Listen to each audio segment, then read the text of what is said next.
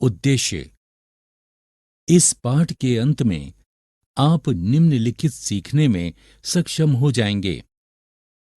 18वीं सदी के फ्रांस के समाज को समझने और वर्णित कर सकने में।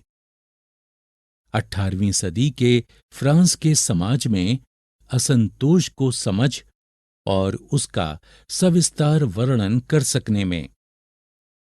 क्रांति की शुरुआत के कारणों को समझने और वर्णित कर सकने में। ये समझने में और वर्णित कर सकने में कि कैसे फ्रांस ने राजतंत्र का उन्मूलन कर गणतंत्र की स्थापना की। आतंक राज की शुरुआत और अंत को समझ सकने में और उसका विस्तार से वर्णन कर सकने में। महिलाओं पर क्रांति के प्रभाव को समझने और समझा सकने में। फ्रांस में दास्ता को खत्म करने वाली घटनाओं को समझने और उनका वर्णन कर सकने में। नेपोलियन बोनापार्ट के उदय और पतन को समझने और समझा सकने में।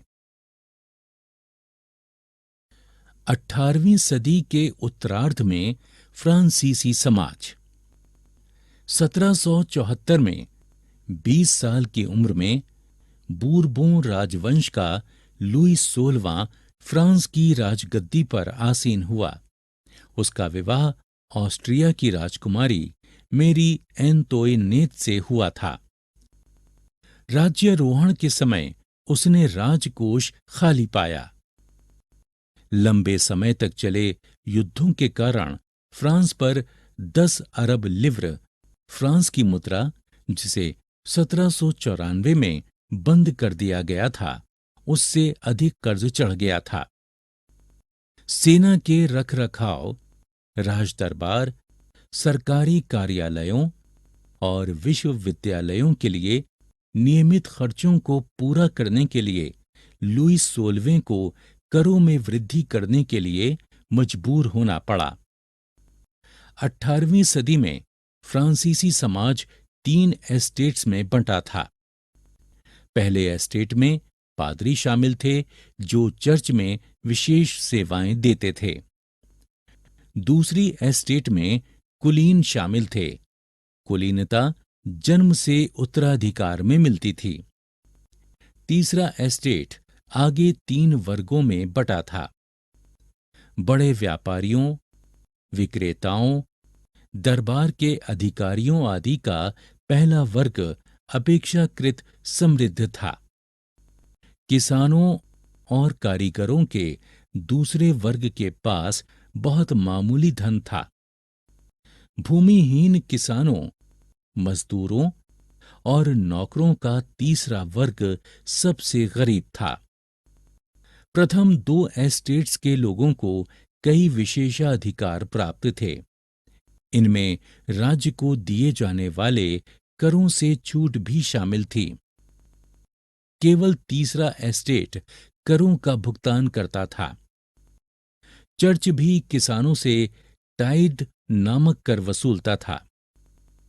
तीसरे एस्टेट के सभी सदस्यों को टाइल नामक प्रत्यक्ष कर और कई अन्य अप्रत्यक्ष करों का भुगतान करना पड़ता था। एस्टेट में विभाजित फ्रांसीसी समाज मध्यकालीन सामंती व्यवस्था के अधीन विकसित हुआ था। 18वीं शताब्दी में फ्रांसीसी समाज में असंतोष के कारण। जीने का संघर्ष। फ्रांस की बढ़ती जनसंख्या से खाद्य की कमी पैदा हो गई, क्योंकि अनाज का उत्पादन उसकी मांग से बहुत कम था। अधिकांश लोगों के मुख्य खाद्य पावरोटी की कीमत में तेजी से वृद्धि हुई। कारखानों में कम मजदूरी पाने वाले श्रमिकों के पास बढ़ती कीमतों के साथ तालमेल बैठाने के लिए पर्याप्त धन नहीं होता था। अमीर गरीब की खाई चौड़ी होती गई। ये स्थिति तब और बदतर हो जाती जब सूखे या ओले के प्रकोप से पैदावार गिर जाती थी। इससे रोजी रोटी का संकट पैदा हो जाता था। ये एक चरम स्थिति थी जब यहां तक कि आजीविका के मूलभूत साधन भी संकट में पड़ जाते थे। उभरते मध्य वर्ग ने विशेषाधिकारों के अंत की कल्पना की। किसान और कामगार। किसान और कामगार कभी-कभी खाद्य की कमी और भारी करों के खिलाफ विद्रोह कर देते थे, लेकिन समाज में बुनियादी बदलाव लाने के लिए उनके पास पर्याप्त साधन नहीं थे। इस समय फ्रांसीसी समाज में एक अमीर सामाजिक समूह मध्यम वर्ग उभर रहा था। इस श्रेणी में वकील और प्रशासक पढ़े लिखे लोग थे। इनका मानना था कि जन्मना विशेष अधिकार नहीं होने चाहिए। लॉक और रूसो जैसे दार्शनिकों ने स्वतंत्रता, समान नियमों तथा समान अवसरों के विचार पर आधारित समाज की कल्पना की। फ्रांसीसी दार्शनिक मॉन्टेस्क्यू ने सरकार के अंदर विधायिका, कार्यपालिका और न्यायपालिका के बीच सत्ता विभाजन की बात कही।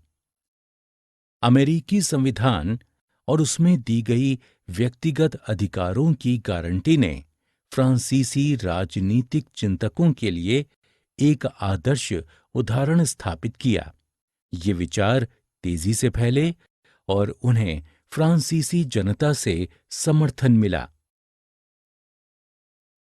क्रांति की शुरुआत 5 मई 1789 को लुई 16वें ने करों में वृद्धि करने के प्रस्ताव के लिए एस्टेट्स जनरल की एक बैठक बुलाई। एस्टेट्स जनरल एक राजनीतिक संस्था थी जिसमें तीनों एस्टेट्स अपने अपने प्रतिनिधि भेजते थे।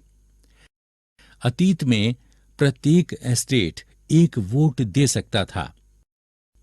इस बार तीसरे एस्टेट के प्रतिनिधियों ने मांग रखी कि अब की बार पूरी सभा द्वारा मतदान कराया जाना चाहिए, जिसमें प्रत्येक सदस्य को एक मत देने का अधिकार हो। जब सम्राट ने इस प्रस्ताव को अस्वीकार कर दिया, तो तीसरे एस्टेट के प्रतिनिधि विरोध जताते हुए सभा से बाहर चले गए।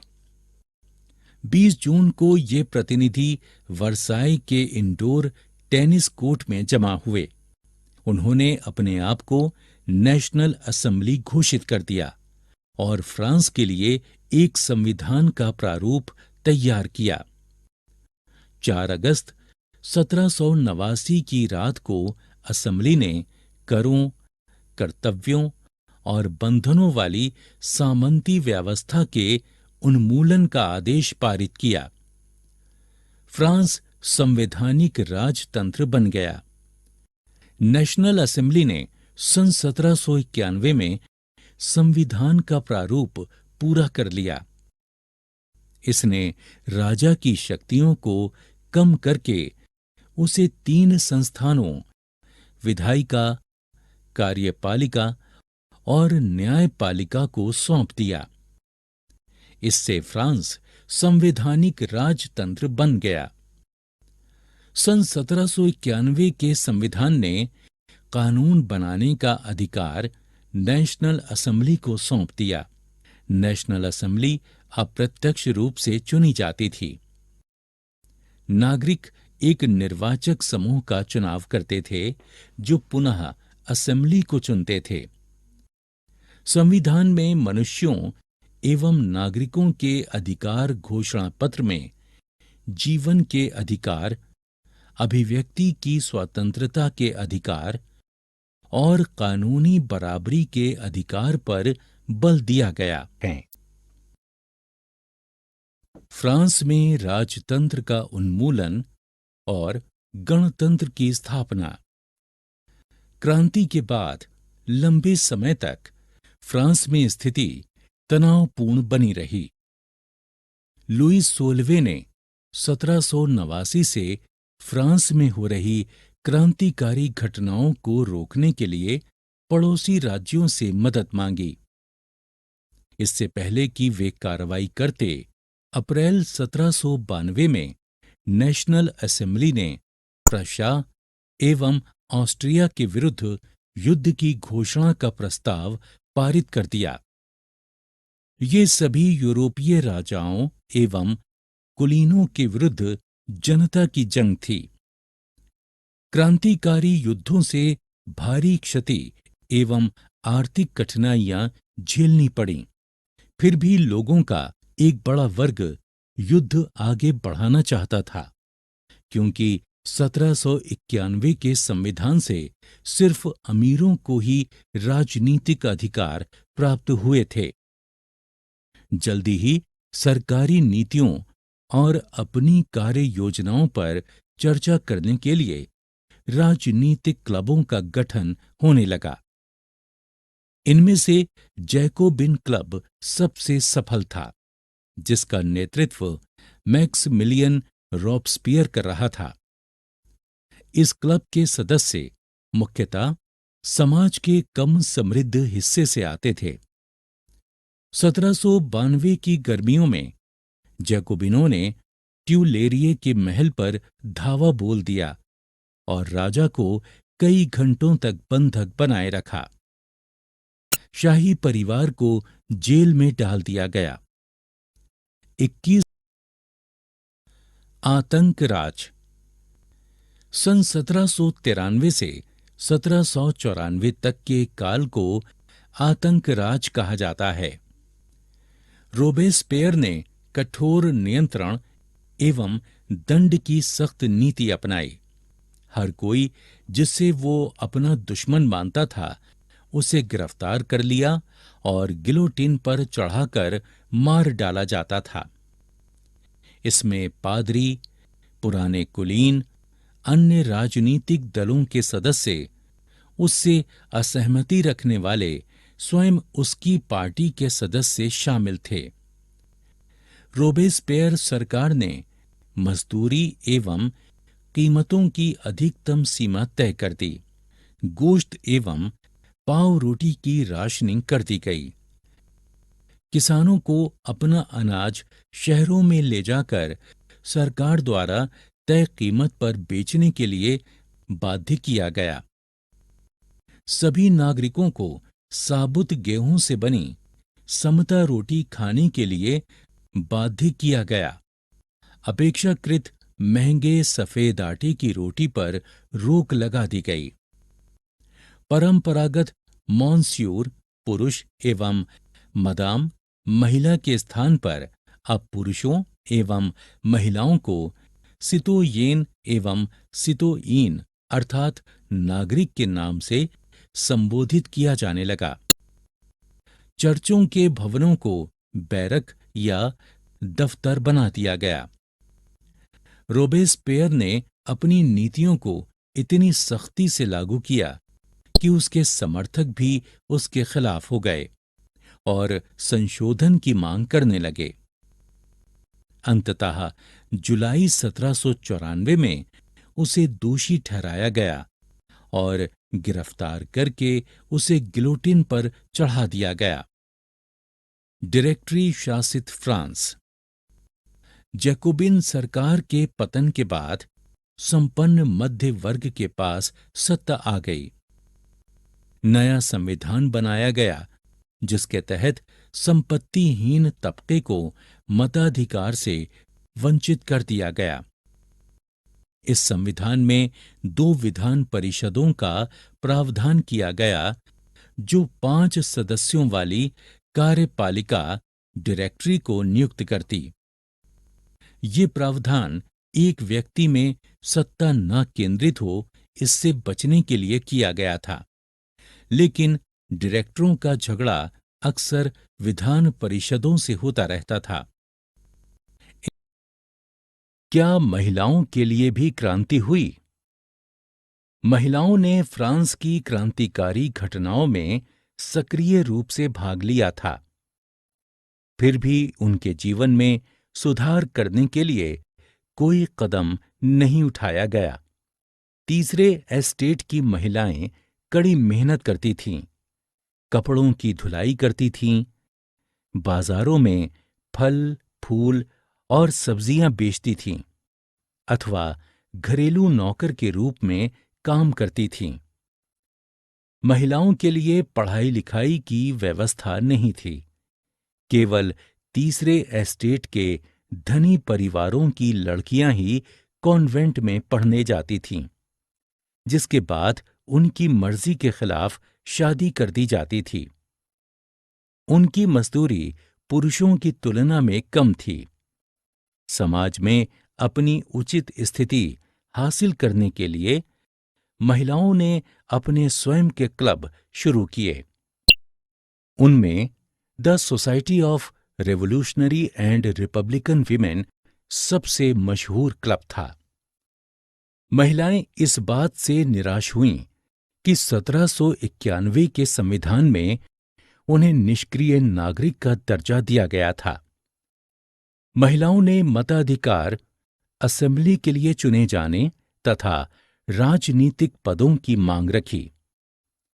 प्रारंभिक वर्षों में क्रांतिकारी सरकार ने महिलाओं के लिए स्कूलों की स्थापना की और स्कूली शिक्षा अनिवार्य बना दी।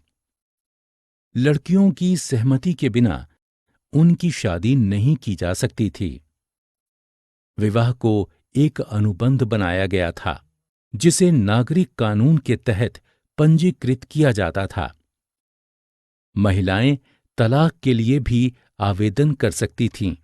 अब महिलाएं व्यावसायिक प्रशिक्षण ले सकती थीं, कलाकार बन सकती थीं और छोटे मोटे व्यवसाय चला सकती थीं।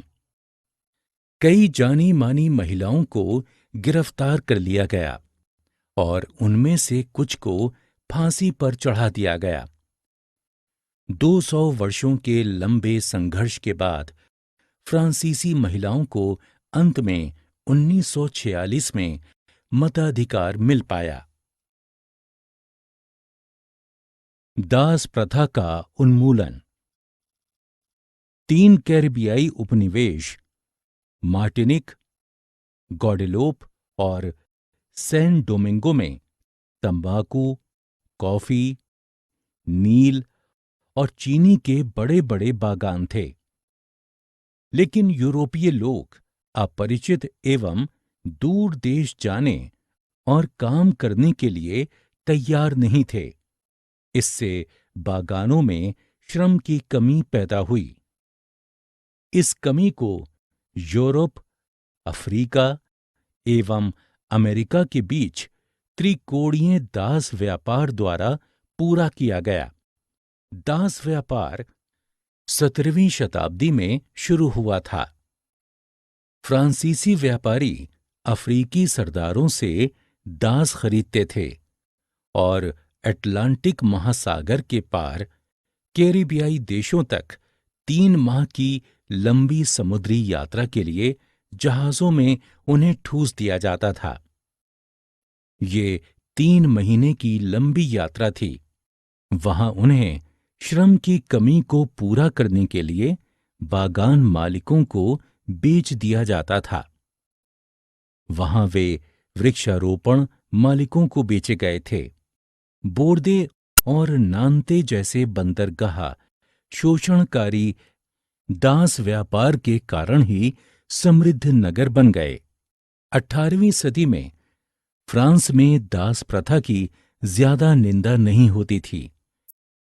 नेशनल असेंबली में व्यक्ति के मूलभूत अधिकार उपनिवेशों में रहने वाली प्रजा सहित समस्त फ्रांसीसी प्रजा को प्रदान किए जाने पर बहस हुई थी। परंतु दास व्यापार पर अत्यधिक निर्भर व्यापारियों के विरोध के भय से नेशनल असेंबली में कोई कानून पारित नहीं किया गया। 1794 में जैकोबिनों के अधीन कन्वेंशन ने दासता को समाप्त कर दिया। दुर्भाग्य से 10 वर्ष बाद नेपोलियन ने दास प्रथा पुनः शुरू कर दी। फ्रांसीसी उपनिवेशों से अंतिम रूप से दास प्रथा का उन्मूलन 1848 में किया गया। क्रांति और रोजाना की जिंदगी। सन 1789 से बाद के वर्षों में फ्रांस के पुरुषों, महिलाओं एवं बच्चों के जीवन में अनेक परिवर्तन आए। क्रांतिकारी सरकार ने स्वतंत्रता एवं समानता के आदर्शों को रोजाना की जिंदगी में उतारने के लिए कई कानून बनाए। इनमें से सबसे महत्वपूर्ण कानून सेंसरशिप की समाप्ति थी। सन 1789 में ये कानून बास्तील के विध्वंस के तुरंत बाद अस्तित्व में आया। इससे पहले सभी लिखित सामग्री और सांस्कृतिक गतिविधियों के लिए राजा की स्वीकृति प्राप्त करना जरूरी था। पुरुषों और नागरिकों के अधिकारों के घोषणा पत्र ने भाषण एवं अभिव्यक्ति की स्वतंत्रता को नैसर्गिक अधिकार घोषित कर दिया। परिणाम स्वरूप जल्दी ही फ्रांस में अखबारों, पर्चों, पुस्तकों एवं छपी हुई तस्वीरों के रूप में साहित्य की बाढ़ आ गई, जहां से वे गांव देहात तक जा पहुंचे। नाटकों, गानों आदि जैसी सांस्कृतिक गतिविधियों ने जनता का ध्यान आकर्षित किया। इससे उन्हें स्वतंत्रता और न्याय के विचारों से जुड़ने में मदद मिली। दास प्रथा का उन्मूलन। 1804 में नेपोलियन बोनापार्ट ने खुद को फ्रांस का सम्राट घोषित कर दिया। नेपोलियन खुद को यूरोप के आधुनिकीकरण के वाहक के रूप में देखता था। उसने पड़ोस के राज्यों को जीत लिया। पुराने राजवंशों को हटाकर उसने नए राज्य बनाए और अपने खानदान के लोगों को उनका शासक बना दिया। शुरू में नेपोलियन को मुक्तिदाता के रूप में देखा गया, लेकिन ये राय जल्दी ही बदल गई और उसे हमलावर के रूप में देखा जाने लगा। फिर भी उसके कुछ सुधारों का यूरोप पर स्थायी प्रभाव पड़ा। 1815 में वाटरलू में उसकी हार हुई। स्वतंत्रता और जनवादी अधिकारों का विचार फ्रांसीसी क्रांति का सबसे महत्वपूर्ण योगदान था। इसके प्रभाव तले यूरोप के कई हिस्सों में सामंती व्यवस्था खत्म हो गई। सारांश। हमने जो कुछ सीखा है उसे संक्षेप में दोहराएं। 18वीं सदी में फ्रांसीसी समाज 3 एस्टेट्स में बटा था। तीसरे एस्टेट में समृद्ध व्यवसायी, व्यापारी, पेशेवर लोग, गरीब किसान, कारीगर आदि शामिल थे। 18वीं सदी के फ्रांस को जीने का संघर्ष करना पड़ा। ये ऐसी विपदापूर्ण स्थिति है जब आजीविका के मूलभूत साधन भी संकट में पड़ गए थे। प्रारूप संविधान ने राजा की शक्तियों को कम करके उसे 3 संस्थानों, विधायिका, कार्यपालिका और न्यायपालिका को सौंप दिया। इससे फ्रांस एक संवैधानिक राजतंत्र बन गया। 21 सितंबर 1792 को फ्रांस ने राजतंत्र को समाप्त करके फ्रांस को गणराज्य घोषित कर दिया। राजा लुई 16वें और कुछ समय बाद रानी मेरी एंतोइनेट को सार्वजनिक रूप से फांसी पर लटका दिया गया।